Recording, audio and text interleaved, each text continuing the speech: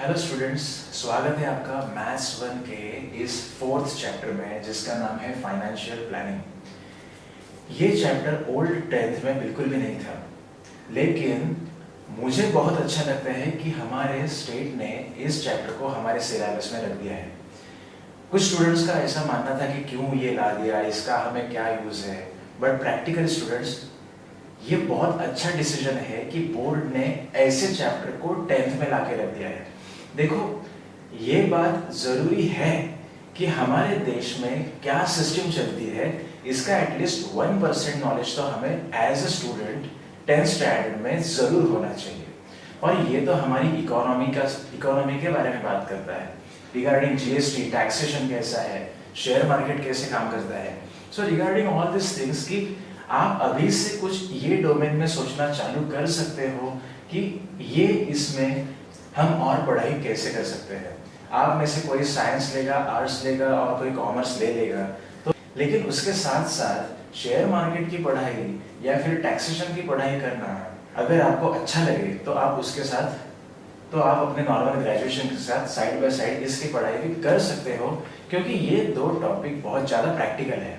तो स्टूडेंट्स हमेशा पूछते रहते हैं हर टॉपिक के बाद कि इसका प्रैक्टिकल यूज़ क्या है। अगर मैंने कोऑर्डिनेट ज्योमेट्री सिखा दिया तो फ्यूचर में अगर हम क्या करेंगे इसके साथ। लेकिन ये टॉपिक तो ऐसा है कि वही प्रैक्टिकल ही टॉपिक है। प्रैक्टिकल के ऊपर जो दुनिया में चल रहा है, इस देश में जो चल रहा है टैक्सेशन सिस्टम, उसी के ऊपर आपको एक चैप्टर दिया है। तो ये अच्छी बात है कि अगर आपको इस टॉपिक का नॉलेज हो। सेकेंड थिंग, बोर्ड ने ये टॉपिक को बिल्कुल भी कॉम्प्लिकेटेड नहीं किया है। It's a very straight forward topic, very simple chapter.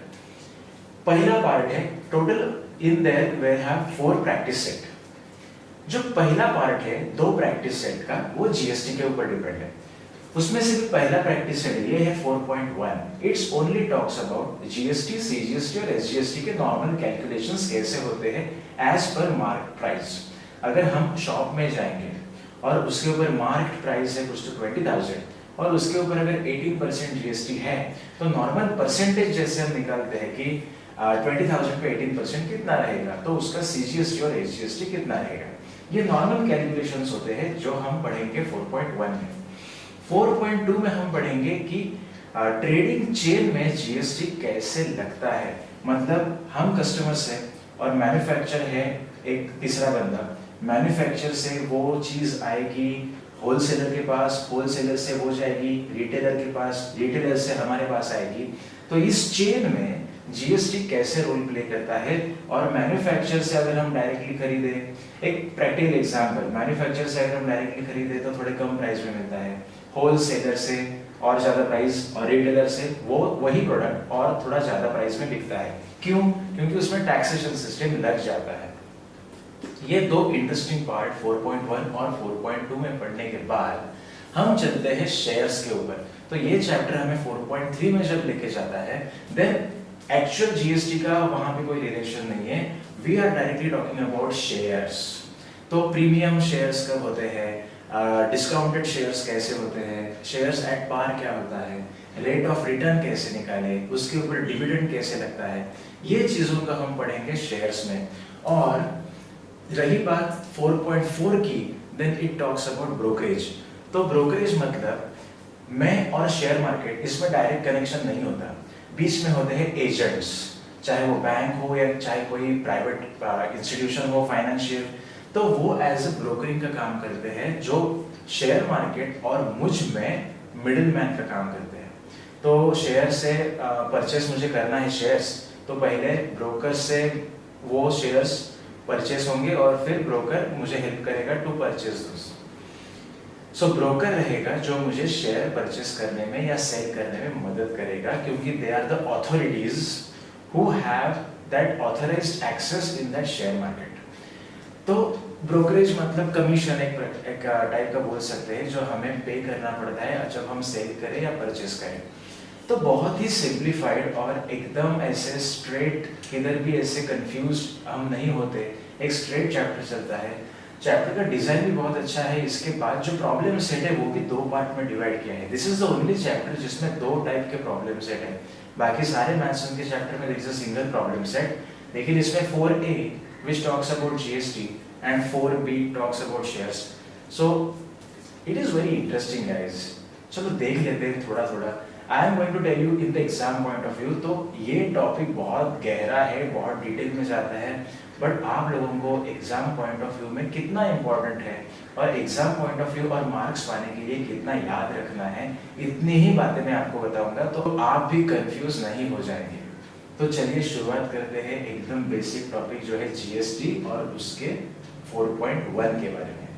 Okay students, तो सबसे पहले शुरू करते हैं 4.1 में हमें क्या लगेगा. 4.1 तो बहुत ज़्यादा सिंपल है, बहुत फटाक से हो जाती है, सम्स भी कम है. हम कुछ भी प्रोडक्ट खरीदे तो उस खरीदने के ऊपर हमें उसके ऊपर ऑफिशियल टैक्स लगता है.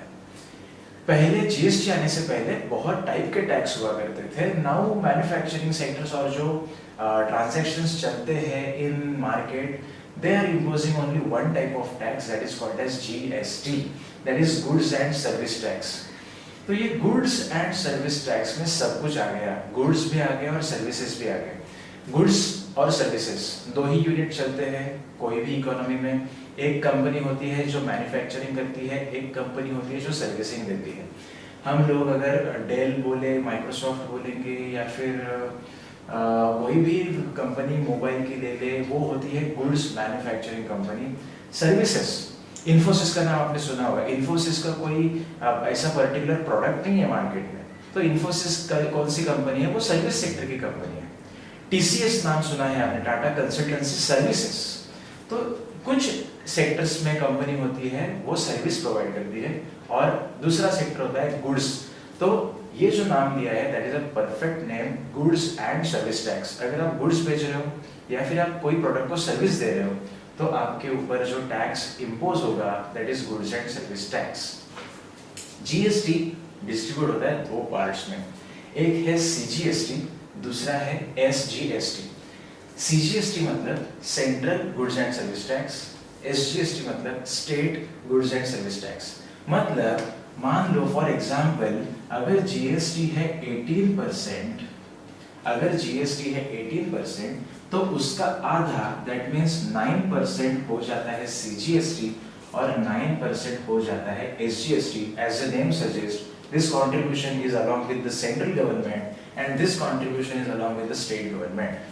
You must be knowing the difference between what is a central government and what is a state government. Now अभी मुझे political science में नहीं जाना, जो एग्जाम पॉइंट ऑफ व्यू में है उतना ही सुनो. एग्जाम में कैसे आएगा क्वेश्चन, इतना इतना मार्क, मार्क मतलब उसके ऊपर जो एमआरपी रहती है, इतना इतना मार्क प्राइस है, उसके ऊपर this percent is the GST, calculate CGST and SGST. या फिर आपको सीजीएसटी दिया रहेगा, एसजीएसटी और जीएसटी निकालने को बोलेंगे, या फिर 4.1 में सब जो है वो इन तीन नामों के ऊपर ही घूमते हैं. तो you are suppose to find these three things, that's all about 4.1. और कुछ है नहीं. अभी सेंट्रल और स्टेट के अलावा अपने इंडिया में और भी पार्ट है जिसको हम बोलते हैं यूनियन टेरिटरीज. तो जो स्टेट नहीं है, जो सेंट्रल के कंट्रोल में आते हैं, उनको हम बोलते हैं यूनियन टेरिटरीज. सो वहां पे जो टैक्स लगता है वो लगता है सीजीएसटी और UTGST, union territory goods and service tax. क्योंकि वो स्टेट नहीं कहलाते ना, उसके अंदर स्टेट गवर्नमेंट नहीं चलता, उसके ऊपर सेंट्रल का कंट्रोल होता है. तो just instead of SGST it is named as UTGST. तो प्रैक्टिस सेट 4.2 में प्रैक्टिस सेट में शामिल है जिसमें चंडीगढ़ यूनियन टेरिटरी बोला है. सो वहां पे वी गेट सीजीएसटी, यूटीजीएसटी. जहां पे नॉर्मल स्टेट्स है वहां पे सीजीएसटी, एसजीएसटी. सिंपल सी बात है. तो चलो विदाउट वेस्टिंग टाइम चलते हैं 4.1 की तरफ. 4.1 में मिलाकर है ओनली 6 क्वेश्चन. उसमें से पहले 3 तो बहुत ही ज्यादा सिंपल है, आपको ओरली भी बता दो तो आपको समझ में आ जाएगा. Pawan medical supplies medicine on some medicine the rate of GST is 12%. GST value होता है according to your product. GST 0% से लेकर 28% तक चलता है. 5% लगता है, 6% जीएसटी, देयर इज 12%, 18%, 28%, ऐसे उसके स्लैब है. तो आपके बुक में उन्होंने पूरा एक टेबल दिया है, there we are explaining different rate of GST on different products. वो आप एक बार देख लीजिए तो आपको क्लियर आइडिया हो जाएगा. पवन मेडिकल के ऊपर लगता है मेडिसिन के ऊपर 12% GST. Then what is CGST, SGST. तो लिखेंगे कैसे नॉर्मल, ऐसे क्वेश्चन आपको एमसीक्यूज में आएंगे. अगर आए तो तो जीएसटी है 12%, बाकी कुछ दिया नहीं है, सो सिंपल सी बात है, मुझे बताओ सीजीएसटी कितना रहेगा? 6%, एसजीएसटी 6%, बाकी कुछ भी दिया नहीं है। We will just write 3 lines, rate of GST 12%, therefore rate of CGST, GST upon 2, that is 12 upon 2 6%, and rate of SGST 12 upon 2 6%. बात खत्म। Second question, on certain article rate of CGST is 9%. Then what is the rate of SGST and GST? अभी CGST एक normal formula याद रखो, rate of GST, rate of CGST ये same होता है as per rate of SGST, और ये दोनों जो होते हैं ना, वो जितना GST का रेट है ना उसके अपॉन 2, तो GST का एक equal distribution with CGST and SGST हो जाता है। पहले दो सम समझ में आ गए, तीसरा सम भी इसी तरह है। सो हम जो पर्पसली सॉल्व करेंगे वो है 4, 5 एंड 6। तो चलो सीधा चलते हैं फोर्थ क्वेश्चन के ऊपर। The taxable value of wrist watch, taxable value मतलब जिसके ऊपर टैक्स लगेगा। Taxable value of wristwatch belt is 586 rupees. Rate of GST is 18%. Then what is the price of belt to the consumer after GST? तो मुझे given में उन्होंने दिया है taxable value of wristwatch belt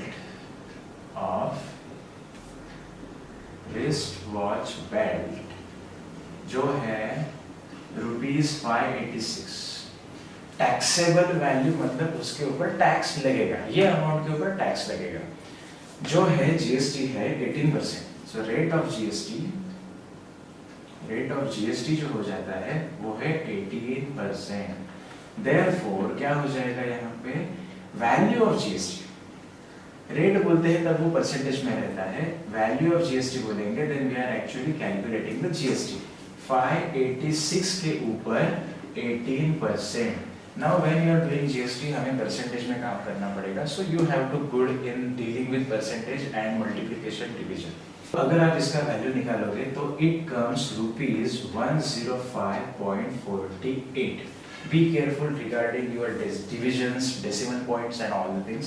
अभी क्या हो गया, सिंपल सी बात, मैं शॉपकीपर के पास गया, जो रिस्ट वॉच है उसका मुझे बेल्ट चाहिए, तो he said it is 586 rupees, उसके ऊपर MRP है 586 rupees, 586 rupees लगा दिया, और जब उसने मुझे मेरे को बेचने के बाद बिल बनाया तो it is 586 नहीं था, that 691.48। 691 कैसे हो गया, प्राइस तो 586 है, तो what he will say, भाई प्राइस तो 586 है, मार्क उसके ऊपर जो मार्क है वो, लेकिन उसके ऊपर तो जीएसटी भी तो लग रहा है 18%।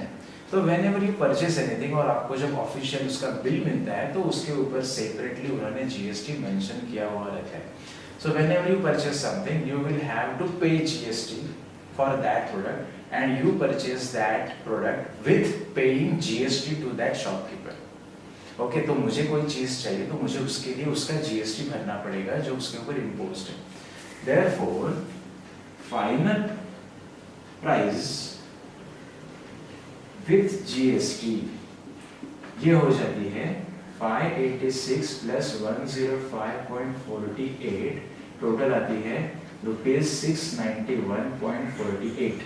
Keep habit of now giving the symbol of rupees instead of writing RS at the end। So final answer लिखेंगे, समझ में आ गया? देखो ये बहुत प्रैक्टिकल बातें चल रही है अभी आप इस चैप्टर में, जो भी प्राइस है उसके ऊपर टैक्स लगाना पड़ेगा, then just add it to the taxable value and you will get the answer. समझ गए आप लोग? चलो फिफ्थ और सिक्स्थ एक ही टाइप के हैं, तो मैंने आपको एक भी बता दिया तो आपको सेकंड वन आराम से आ जाएगा। Fifth and sixth are same. करते हैं सिक्स्थ वन, क्योंकि उसमें बहुत सारी चीजें पूछी गई है, मैं गारंटी देता हूँ कि आपको सिक्स्थ समझ में आ जाएगा तो आप फिफ्थ भी कर सकते हो, क्योंकि दोनों का जो लॉजिक है वो सेम चलता है। TikTok Electronics supplied an AC of 1.5 ton to a company। इसका मेरे समझ से कोई लेना देना है नहीं, आगे चलते हैं। The cost of AC supplied is 51,200 with GST।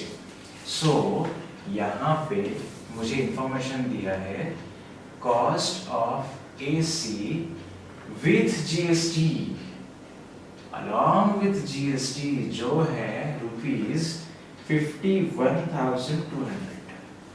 ₹51,200।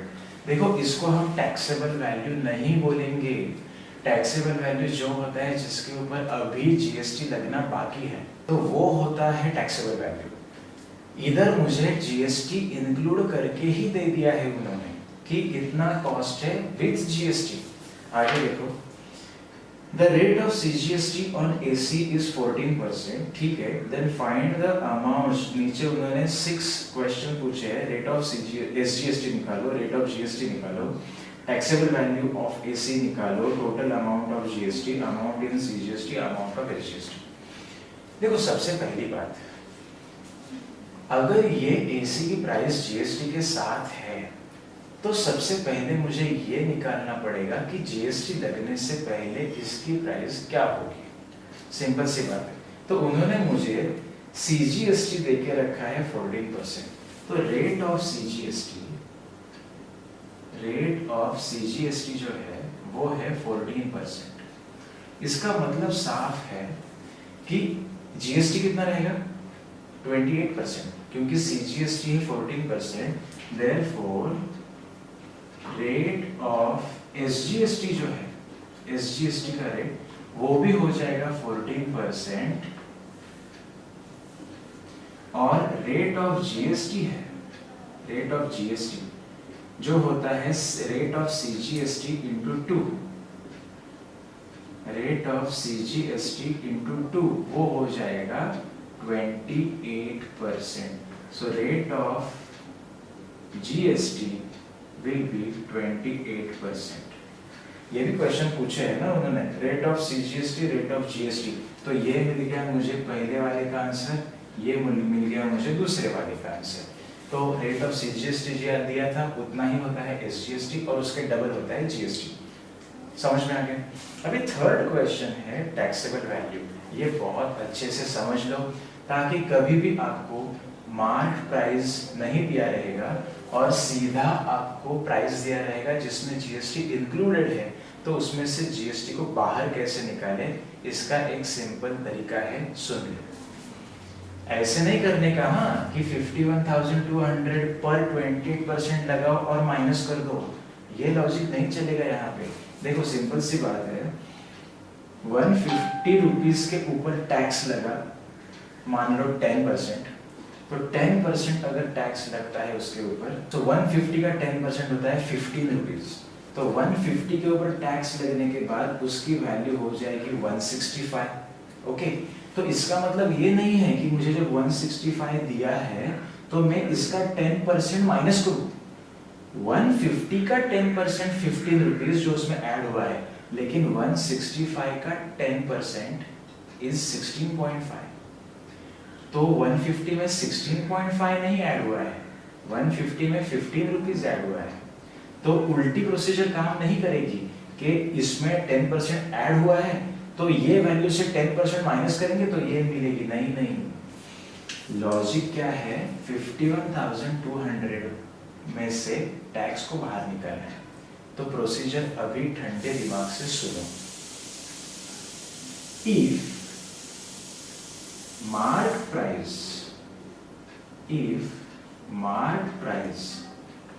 is rupees 100, अगर mark price 100 है, then by 28% GST, value becomes कितनी, 100 पे 20%, 28 रुपीज बढ़ जाएंगे। तो 100 रुपीज पे 20% लगने के बाद वैल्यू क्या हो जाएगी, ₹128। So therefore taxable value for AC के लिए जो टैक्सेबल वैल्यू है वो कितनी हो जाएगी, अगर 100 रुपीज के ऊपर 28% लगने के बाद अगर उसकी वैल्यू हो जाती है 128 रुपीज, तो जिसकी वैल्यू 51,200 है उसकी ओरिजिनल प्राइस टैक्सेबल वैल्यू क्या हो सकती है, वेरिएशन। अगर 100 रुपीज 128 हो जाती है तो जो 51,200 हो गई है उसकी टैक्सेबल वैल्यू क्या होगी।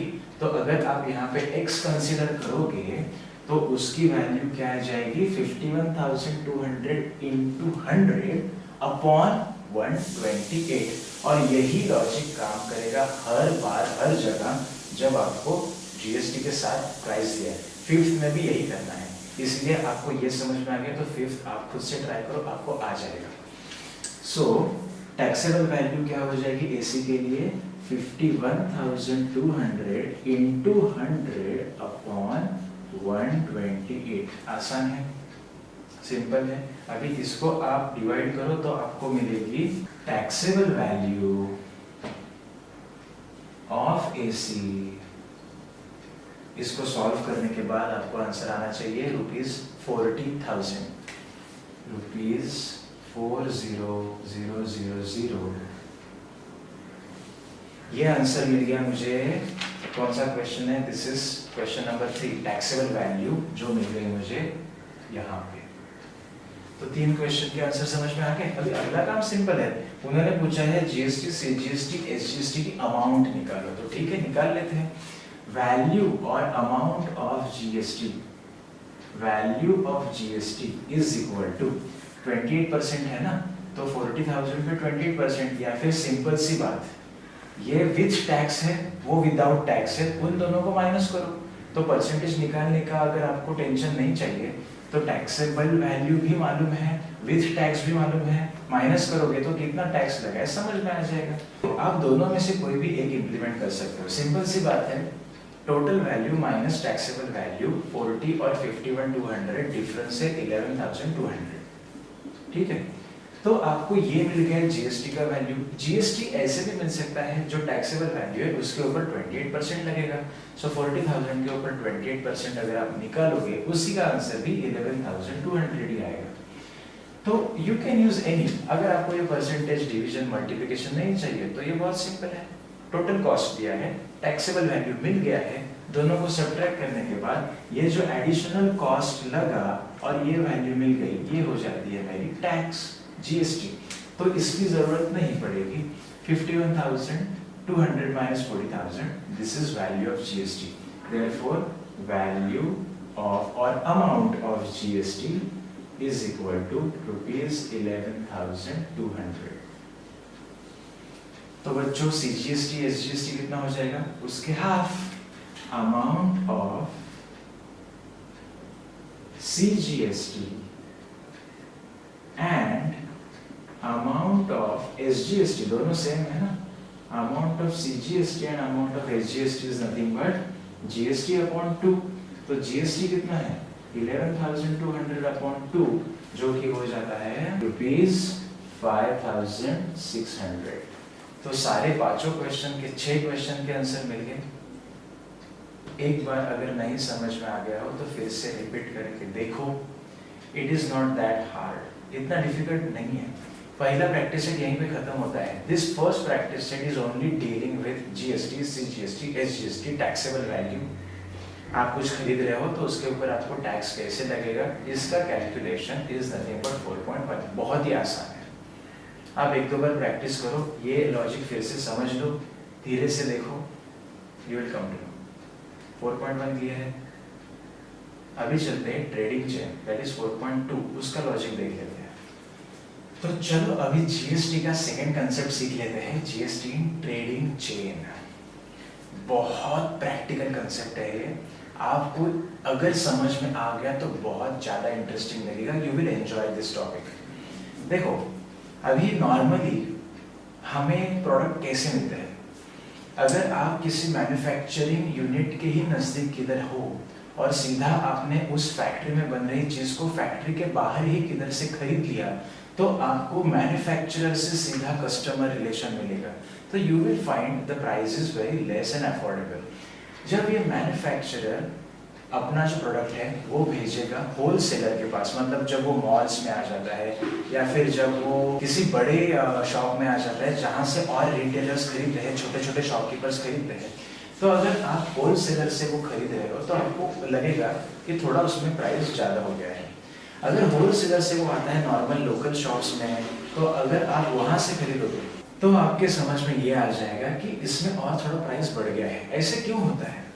बिकॉज ये हर बॉक्स में जीएसटी लगते जाता है और वो जीएसटी अगले बॉक्स के ऊपर उसका इम्पैक्ट डालता है। मैन्युफैक्चरर जो जीएसटी पे करेगा वो होलसेलर से वसूल करेगा, होलसेलर जो जीएसटी पे करेगा वो रिटेलर से वसूल करेगा, और रिटेलर जो जीएसटी पे करेगा वो अपने से कस्टमर से वो उसका वसूल करेगा। ऐसे क्यों चलता है? Because why when you want the product why I should bear GST. आपको प्रोडक्ट चाहिए तो आप जीएसटी भरो, सिंपल सी बात है। तो देखो एक प्रैक्टिकल एग्जांपल दे देता हूँ, फिर इन दो फॉर्मूलाज को देखते हैं। मैन्युफैक्चरर ने रॉ मटेरियल ले लिया, कुछ और सप्लाई ले लिया कि उसको कुछ प्रोडक्ट बनाना है। मान लीजिए मोबाइल फोन का एग्जांपल ले लेते हैं जो ज़्यादा चलता है अभी। उसको मोबाइल फोन्स बनाना है, एक कंपनी है, तो मोबाइल फोन के लिए जो पार्ट्स लगते हैं, जो रॉ मटेरियल लगता है, वॉट एवर इट रिक्वायर्ड, उसके लिए वो खरीदेगा। The manufacturer will purchase those thing, क्योंकि उसको असेंबल करना है। तो जब वो परचेज करेगा तब उसके ऊपर उसको टैक्स लगेगा, वो मैन्युफैक्चरर वो टैक्स पे करेगा। जब मैन्युफैक्चरर जीएसटी भरेगा उसको बोलेंगे इनपुट टैक्स, मतलब उसके कंपनी में जो कुछ भी सामान आ रहा है उसके ऊपर उसने टैक्स भरा, इनपुट टैक्स। लेकिन मैन्युफैक्चरर जब वो चीज बेचेगा तब उसके ऊपर वो प्राइस ज्यादा ही रहेगी ना। एज अ बिजनेसमैन अगर वो खरीद रहा है 200 रुपए में तो वो ऑब्वियसली बेचेगा 400 रुपीज में।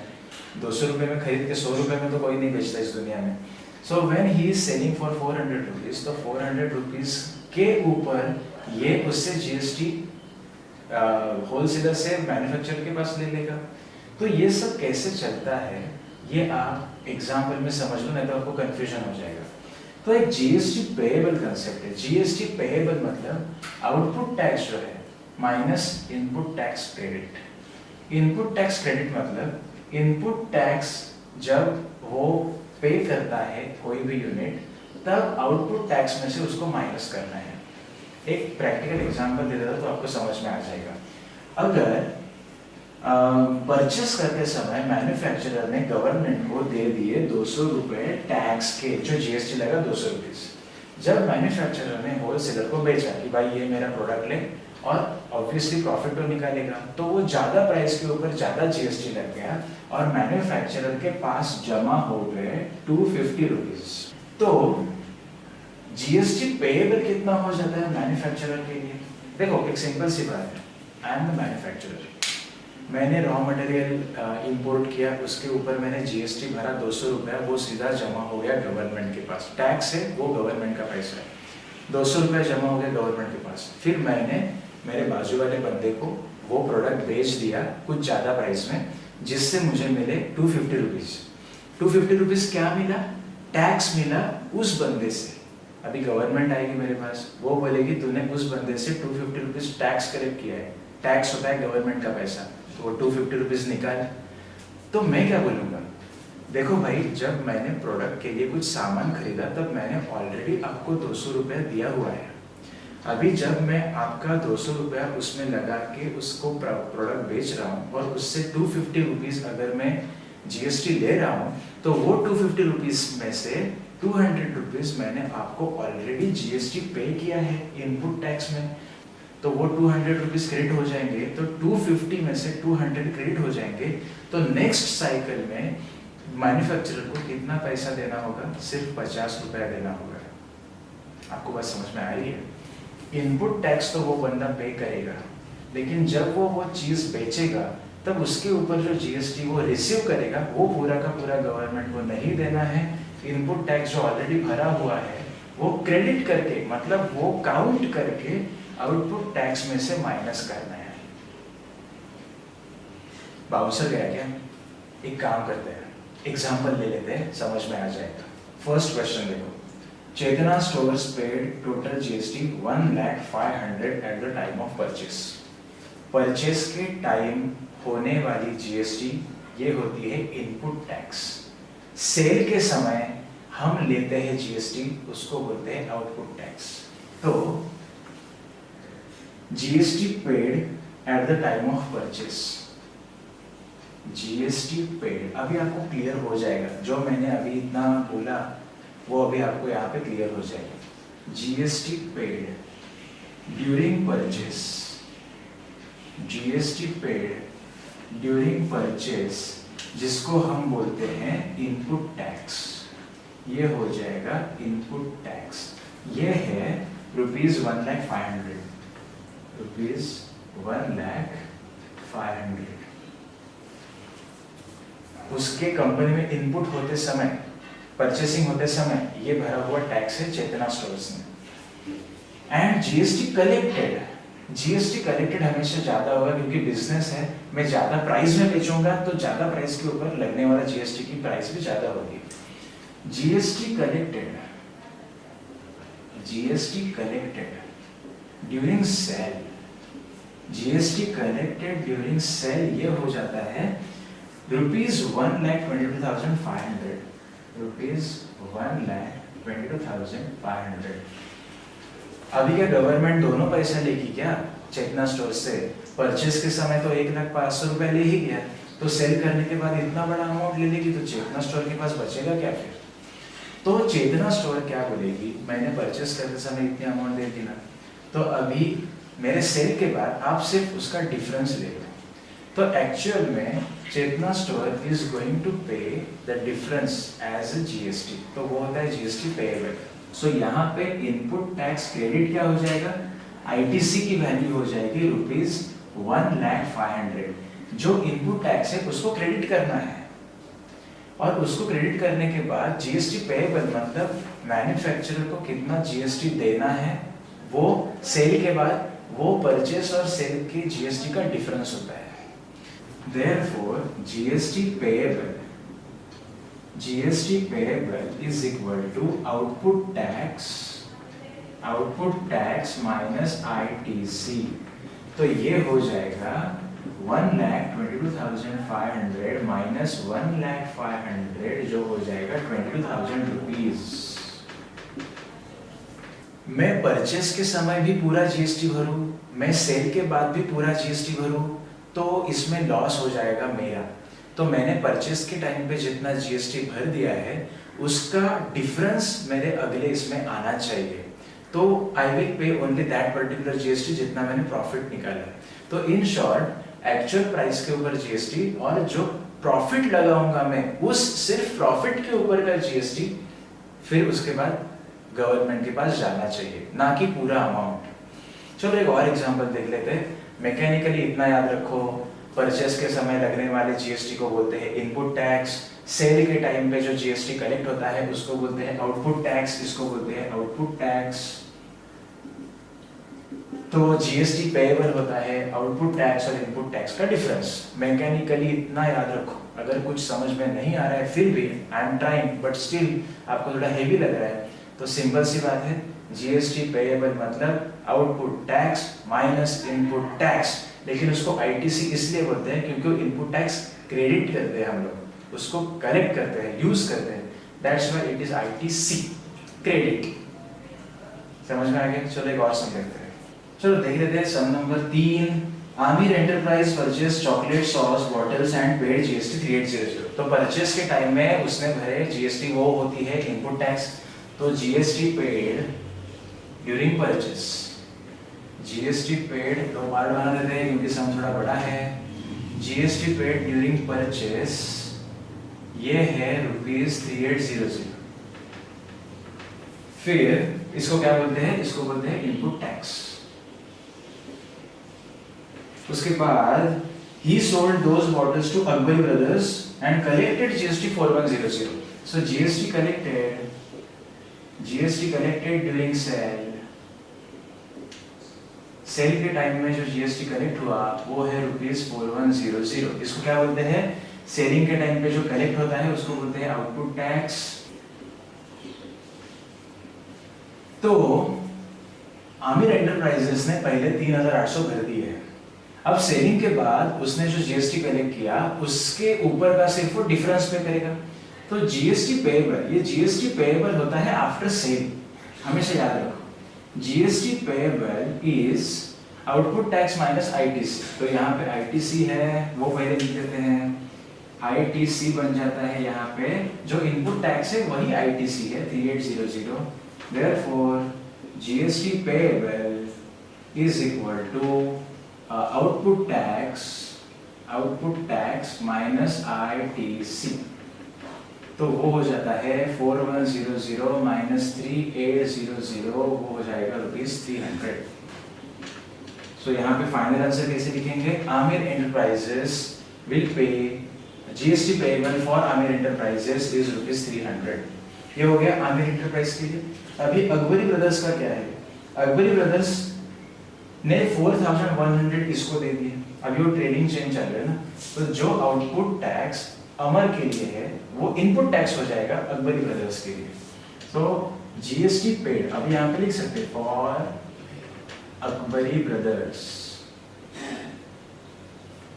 यहाँ पे भी आप लिख सकते हो फॉर आमिर एंटरप्राइजेस, यहाँ पे फॉर अकबरी ब्रदर्स, तो वो सेग्रीगेट हो जाएगा अच्छी तरह। Tax GST paid during purchase, GST paid during purchase जो है ₹4100। एक के लिए आउटपुट टैक्स और दूसरे के लिए होगा इनपुट टैक्स। ये हो गया मेरा इनपुट टैक्स, तो ये हो जाएगा इनपुट टैक्स। फिर अकबरी ब्रदर्स ने कितना भरा है मयंक फूड को सेल करते समय? Mayank food corner purchase this bottles and paid GST 4500। So GST collected during sale, sale के टाइम पे जो GST कलेक्ट हुआ वो है ₹4500, इसको हम बोलते हैं आउटपुट टैक्स। तो ITC क्या हो गया? जो इनपुट टैक्स है वही कहलाता है ITC। Therefore GST पेएबल हो जाता है आउटपुट टैक्स माइनस ITC, जो होता है 4500 माइनस 4100। तो अकबरी ब्रदर्स एक्स्ट्रा गवर्नमेंट को कितना पे करेगा? ₹400। समझ में आ गई? अभी मयंक कॉर्नर ने किसी को बेचा नहीं, तो उसके लिए इनपुट टैक्स आउटपुट टैक्स का कंसर्न नहीं है। उसने सिर्फ अकबरी ब्रदर्स से खरीदा, उसको GST पे किया, बात खत्म। तो चेन कब आती है? जब मैं किसी से खरीदूंगा और सामने वाले को बेच दूंगा, वो सामने वाला मुझसे खरीदेगा और आगे वाले को बेच देगा, तब ये GST payable output tax input tax का कंसर्न वहां पे आ जाता है। उन्होंने CGST SGST भी पूछा है, तो अमर एंटरप्राइजेस के लिए यहाँ पे CGST हो जाएगा 150, SGST हो जाएगा 150। यहाँ पे अकबरी ब्रदर्स के लिए CGST हो जाएगा 200, SGST हो जाएगा 200। सो वो डीप कैलकुलेट करना is not a big deal. आपको लॉजिक समझ में आ गया कि GST पेएबल ट्रेडिंग चेन में कैसे चलता है। और चलो एक फाइनल यूनियन टेरिटरी का सम का बोला है फोर्थ में, तो वो भी देख लेते हैं। एक तो आपको पूरा GST 4.1 4.2 पूरे दिमाग में क्लियर हो जाएगा। मलिक गैस एजेंसी चंडीगढ़ की, Chandigarh union territory purchase some gas cylinder for industrial use for 24,500। Okay, अभी यहाँ पे उन्होंने डायरेक्टली टैक्स नहीं दिया है, परचेज और सेल की प्राइस दी हुई है। परचेज किया 24,500 को और सेल किया 26,500 को। Then find GST when the rate is 5% and hence find CGST and UT GST instead of SGST, it is UT GST। तो चलो यहाँ से टैक्स ढूंढने से काम करना है हमें। तो शुरुआत करते हैं। मलिक गैस एजेंसी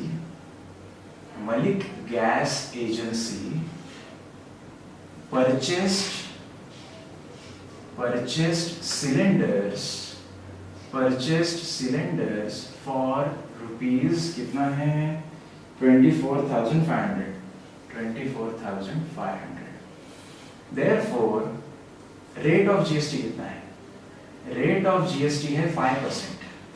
GST है 5%। तो वैल्यू ऑफ GST क्या हो जाएगी?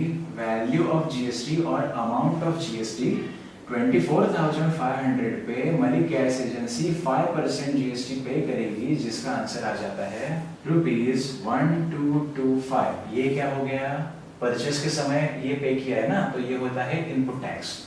देयरफॉर इनपुट टैक्स हो गया ₹1225। अभी मलिक गैस एजेंसी ने वो सेल किया, so you can also right the same thing again. Malik Gas Agency sold cylinders for rupees कितने को बेच दिया हो, 26,500 को। और रेट ऑफ जीएसटी तो सेम है, तो वही उसमें तो चेंज नहीं होगा, तो सीधा यहाँ पे वैल्यू निकाल सकते हैं। वैल्यू ऑफ जीएसटी यहाँ पे लग गया 26,500 इंटू 5%। तो 26,500 पे अगर आप 5% निकाल दोगे तो वो आएगा ₹1325। एक बात हमेशा याद रखो, परचेस के समय होने वाला जीएसटी ये सेलिंग के समय होने वाले जीएसटी से कम होना चाहिए। Always input tax should be always less than output tax. ये हो गया मेरा आउटपुट टैक्स। आउटपुट टैक्स ये हो जाता है ₹1325। तो फाइनल स्टेप क्या हो जाएगा, GST payable output tax minus ITC. तो आईटीसी को यहाँ पे डिफाइन कर लो, देयरफॉर यहाँ पे भी डिफाइन कर सकते हो इमीडिएटली इनपुट टैक्स के बाद, देयरफॉर ब्रैकेट में लिख सकते हो आईटीसी हो जाता है ₹1225। ओके, आईटीसी को सिर्फ लिखना मत भूलना, क्योंकि उसी को हम यूज करते हैं, इनपुट टैक्स नहीं लिखते, इनपुट टैक्स क्रेडिट लिखते हैं। आउटपुट टैक्स है 1325 माइनस आईटीसी है 1225। तो सिंपल सी बात है, जीएसटी पेएबल कितना होगा सेल के बाद ₹100। समझ में आ गया? तो ₹100 जीएसटी है, तो सीजीएसटी कितना आ गया, तो amount of CGST which is equal to amount of, यहाँ पे होगा यूटीजीएसटी, यूनियन टेरिटरी है, यूटीजीएसटी जो हो जाता है जीएसटी अपॉन 2। तो भाई जीएसटी कितना है, ₹100 अपॉन 2, तो वो कितना हो जाएगा ₹50। ट्रेडिंग चेंज समझा आपको? आउटपुट टैक्स क्या होता है, इनपुट टैक्स क्या होता है, दोनों का डिफरेंस हो जाता है जीएसटी पेएबल। इनपुट टैक्स को वैल्यू सब्स्टिट्यूट करते समय हम बोलते हैं इनपुट टैक्स क्रेडिट करना, तो दैट इज आईटीसी। तो पहले वीडियो में आपको 2 फंडे 50% चैप्टर बहुत अच्छे से समझा है कि जीएसटी कैसे निकालना है, सीजीएसटी एसजीएसटी कैसे निकालना है, और ट्रेडिंग चेन में ये जीएसटी पेएबल कैसे काम करता है। Very simple. मैं तो आपको गारंटी देता हूँ, आप प्रॉब्लम सेट में से ट्राई करो सम्स, आपको जरूर आएंगे।